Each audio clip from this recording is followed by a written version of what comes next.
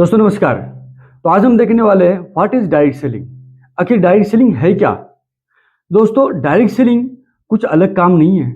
Direct selling वही काम है जो एक इंसान अपने जीवन भर करता रहता है, जिसको हम बोलते हैं खरीदना और बेचना, मार्केटिंग।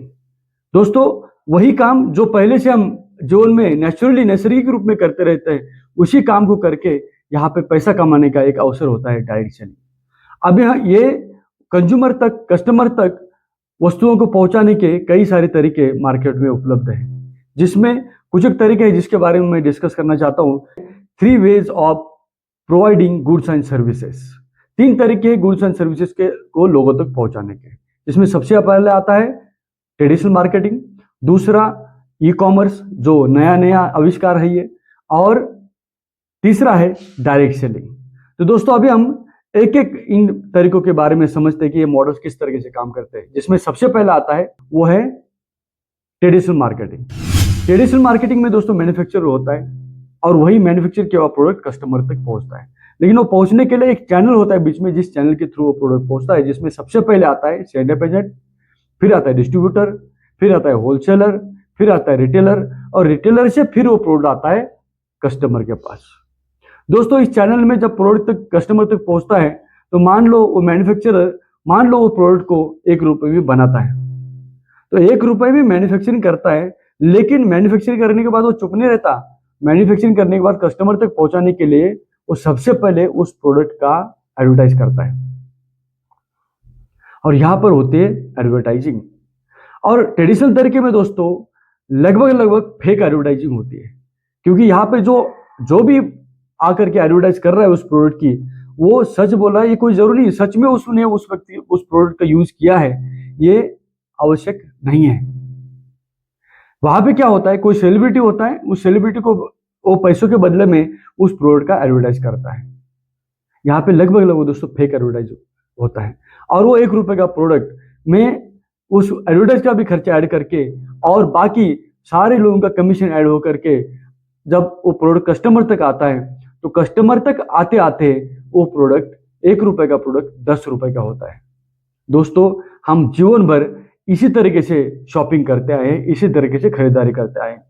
और यहाँ पे एज ए कस्टमर हमारा क्या फायदा होता है, यहाँ पे एज ए कस्टमर हमारा फायदा इतना होता है कि हमारी जरूरत, हमारी नीड पूरी हो जाती है, उसके अलावा हमारे यहाँ पे कोई फायदा नहीं होता है। दोस्तों ये है ट्रेडिशनल मार्केटिंग। दूसरा तरीका होता है दोस्तों ई कॉमर्स। ई कॉमर्स में मैन्युफैक्चरर होता है, क्योंकि कोई भी ई कॉमर्स कंपनी अपना खुद का मैन्युफैक्चरिंग नहीं करती। मैन्युफैक्चर से वो प्रोडक्ट ई कॉमर्स कंपनी के पास आता है, ई कॉमर्स कंपनी से सीधा जाता है कस्टमर के पास।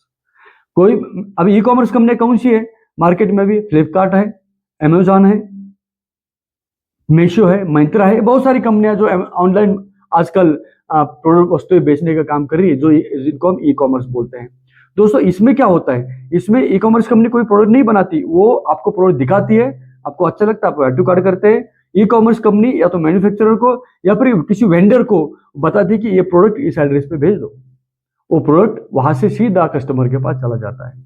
यह है ई कॉमर्स। दोस्तों यहाँ पे मान लो कोई प्रोडक्ट मैन्युफैक्चरर 1 रुपए में बना रहा है, ई कॉमर्स कंपनी उसको 2 रुपए में परचेस कर रही है, और 2 रुपए का प्रोडक्ट मान लेते हैं आगे 8 रुपए में बेच रही है। मैं एक टेंटेटिव आंकड़े बता रहा हूँ, कोई आंकड़े परफेक्ट नहीं है, लेकिन समझने के लिए एक मॉडल में आपको मैं बताना चाह रहा हूँ। 2 रुपए का प्रोडक्ट लिया इन्होंने, 8 रुपए का बेचा, बचे 6 रुपए। ये 6 के 6 रुपए दोस्तों सारा का सारा प्रॉफिट यहाँ पे किसको जाता है, सारा का सारा बेनिफिशियरी कौन है यहाँ पे? वो है e commerce company. E commerce company का ही यहाँ पे फायदा होता है। यहाँ पे कस्टमर का क्या फायदा है, जरूरत पूरी हो गई, प्रोडक्ट उसके घर पे मिला और थोड़ा सस्ता प्रोडक्ट मिला। यही फायदा ई कॉमर्स द्वारा एक आम इंसान का होता है। लेकिन यहाँ पे पूरा का पूरा फायदा अमेजॉन का होता है, क्योंकि अमेजॉन ने शुरुआत 90s में की थी कि किताबें बेचने के लिए, जेफ बोजेस ने। लेकिन जैसे ही इंटरनेट का विस्तार हुआ तो उन्होंने और प्रोडक्ट भी बेचना शुरू किया, और पिछले 10 सालों में अमेजॉन जैसी कंपनी पिछले 10 सालों में वर्ल्ड की तीसरी सबसे बड़ी कंपनी बन चुकी है। दोस्तों तीसरा तरीका आता है दोस्तों डायरेक्ट सेलिंग। डायरेक्ट सेलिंग में भी मैन्युफैक्चरर होता है।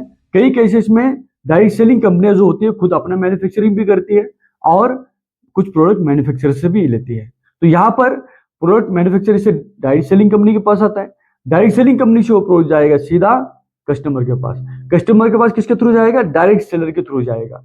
अब ये डायरेक्ट सेलर कौन होते हैं? जैसे ही कोई कस्टमर अपनी जरूरत का प्रोडक्ट डायरेक्ट सेलिंग कंपनी से अपने लिए परचेस करता है तो वो डायरेक्ट सेलर बन जाता है। एज ए डायरेक्ट सेलर वो व्यक्ति उस प्रोडक्ट का इस्तेमाल करने के बाद, यूज करने के बाद जब संतुष्ट हो जाता है, खुश हो जाता है, उसको प्रोडक्ट अच्छा लगता है और वो लोगों को बताना शुरू करता है। जब वो लोगों को बताता है, एक नेचुरली आदत हमारे अंदर होती है प्रमोट करने की, क्योंकि कोई चीज अच्छी लगती है तो हम लोगों को जरूर बोल के बताते हैं। और वो व्यक्ति जब लोगों को बोल के बताना शुरू कर देता है और उसके बताने से जब लोग प्रोडक्ट वस्तुएं खरीदते हैं तो यहाँ पे पैसा कमाने का मौका डायरेक्ट सेलर को मिलता है। अभी इसमें इस तरीके में क्या होता है, डायरेक्ट सेलर इस तरीके में क्या होता है, तो मान लो 1 रुपए का प्रोडक्ट इन्होंने डायरेक्ट सेलिंग कंपनी को 2 रुपए में बेचा, इन्होंने आगे 8, 10 या 9 रुपए में, जो भी उनका स्ट्रेटेजी होता है कंपनी का, उस हिसाब से उन्होंने सेल किया। अभी लेकिन मान लेते हैं 8 रुपए का एग्जांपल लेते हैं, हमने 8 रुपए का प्रोडक्ट इन्होंने सेल किया डायरेक्ट सेलिंग कंपनी में ने, और 2 रुपए का उन्होंने परचेस किया, 2 रुपए का बनाया। अभी बचा इनके पास 6 रुपया।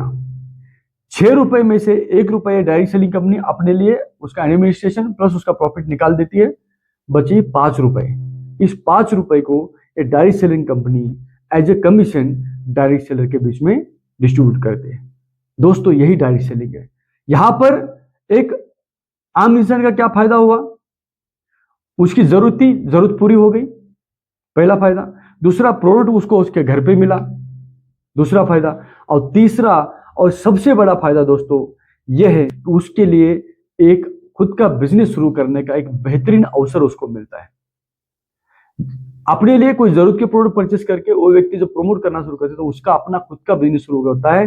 वो अपने एक टीम क्रिएट करता है, अपना एक नेटवर्क क्रिएट करता है, और उस नेटवर्क के थ्रू जब वो लोगों तक, कंज्यूमर तक प्रोडक्ट पहुंचाता है, जब वो नेटवर्क के थ्रू प्रोडक्ट जाते हैं तो एक बड़े लेवल पे जब वहां पे सेलिंग होती है तो वो एक आम इंसान को भी एक पार्ट टाइम में सोर्स ऑफ इनकम, नया सोर्स ऑफ इनकम बनाने का मौका उसको मिलता है। वो अपने लिए एक नया सोर्स ऑफ इनकम का एक मौका, साधन तैयार कर सकता है, साथ साथ में उसके माध्यम से वो अपने सपनों को भी पूरा कर सकता है। दोस्तों यही डायरेक्ट सेलिंग है। आसान सा काम है, सरल सा काम है। यहाँ पे एक अच्छी एजुकेशन लेकर के, सही इस बिजनेस के बारे में ज्ञान लेकर के, नॉलेज लेकर के, ये कोई भी व्यक्ति आकर के, पढ़ा लिखा अनपढ़ साधारण सा असाधारण कोई भी व्यक्ति आकर के यहाँ पे अपना एक बेहतरीन नेटवर्क क्रिएट करके अपने जीवन में सुख समृद्धि हासिल कर सकता है। तो दोस्तों आज हमने डायरेक्ट सेलिंग क्या है इसके बारे में समझा है। अगले वीडियो में जानेंगे हम डायरेक्ट सेलिंग क्यों करना है, व्हाई डायरेक्ट सेलिंग। तो मिलते हैं दोस्तों नेक्स्ट वीडियो में। Thank you very much.